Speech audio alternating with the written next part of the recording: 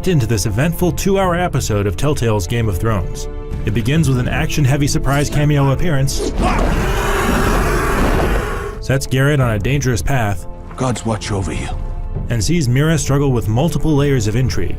The cycle of abuse by the Whitehills occupying Ironrath is starting to sound like a broken record, though.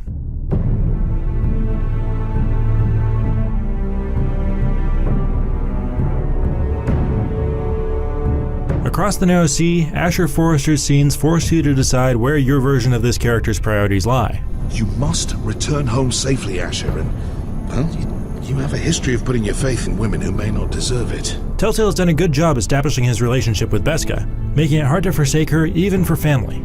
I can't have you and Beska scrapping. Garrett is again pushed to pick sides between his two companions at the Wall.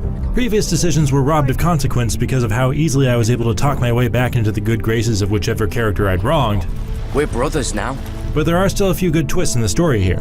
The mystery of the North Grove starts to take shape, and Garrett finally gains a purpose in this story. He also gets a chance at revenge, which is rare for a Game of Thrones character, but I like how it's hinted that that'll have major consequences. Back at Ironrath, the arrival of Lord Whitehill's even more antagonistic son Griff seems redundant. The Forresters have already been tormented by Ramsay Bolton, Lord Whitehill himself, and the nameless Whitehill soldiers, and the interaction between Griff and Roderick is a retread of the ring-kissing scene in episode 2. However, sacrificing Forrester pride for the greater good is no easier to do the second time. Roderick the Ruined. A revelation from a new source ups the potential for intrigue in Ironrath, but actually investigating it has to wait until next time. In King's Landing, Mira's story gets even more tense and interesting.